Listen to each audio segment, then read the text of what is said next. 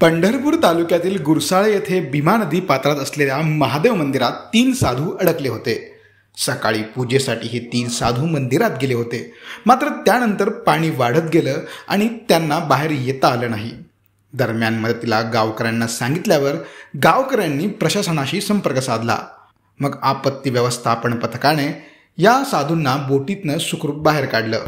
काल रात्री कुरभावीला मार्चेसमध्ये कुरभावीला 6 लोक अटकले होते नीरा नदीमध्ये आणि इंदापूरवरून आम्ही NDRFच्या टीम बोलवून रात्री 3:40ला त्यांना रेस्क्यू केला। मी पण फोनवर होतो पूर्ण वेळ त्यांच्यासोबत, तहसीलदार स्पॉटवर होते, प्रांत मॅडम पण त्या ठिकाणी व्हिजिट केले होते, जे आमदार खासदार सर्वांच्या सोबत आमच्या ऑलरेडी आम्ही फोनवर बोलत होतो। NDRFची टीमने त्यांना 3:40ला रेस्क्यू केला त्या स्पॉटवरून।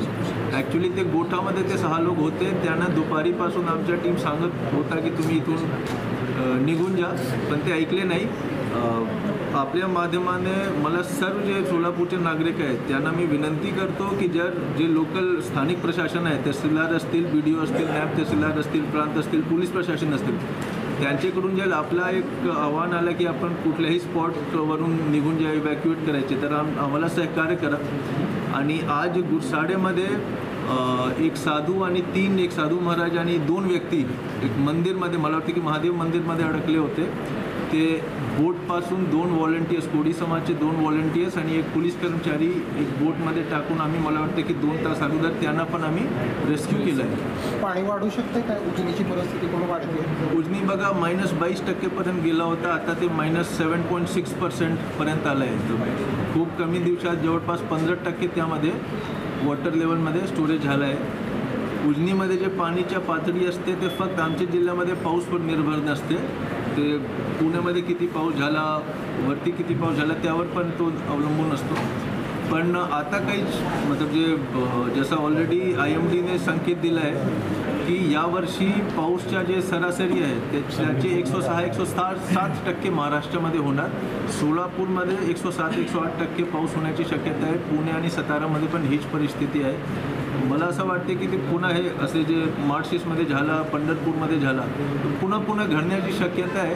आता आज संध्याकाळी एक तहसीलदार आणि ब्रांचेसोबत मी विजिट ठेवली आहे, त्यामध्ये कुठले व्हल्नरेबल स्पॉट आहेत ज्या ठिकाणीतून इव्हॅक्युएट करण्याची परिस्थिती निर्माण होण्याची शक्यता आहे। तो ऑलरेडी आम्ही त्या VCमध्ये आम्ही आयडेंटिफाय करतो। बाकी NDRFच्या सोबत आम्ही टचमध्ये आहे, आमच्याकडे बोट्स आहेत, व्हॉलंटियर्स आहेत, त्या व्हॉलंटियर्सची ट्रेनिंग झाली आहे। प्रत्येक जे आमचे बोट आहे आणि जे लाईफ सेव्हिंग इक्विपमेंट आहे त्याची असेंब्ली एकदम थोड्या वेळेत कसा करायचे त्याची पण ट्रेनिंग झाली आहे। म्हणूनच आम्ही मार्चेसतून आणि तुमच्या गुरसाडेतून त्यांना आम्ही वेळेत काढू शकलो आणि त्याप्रमाणे आमची तयारी जी आहे तो आहे। सोशल मीडियाच्या भाऊ गर्दीत विश्वासार्हतेने चकाकणारे नाव म्हणजे लेट्सअप मराठी। सगळ्या नागरिकांना ती स्पीच ती लेट्सअप वरील मुलाखती म्हणजे विचारांचा खजिना।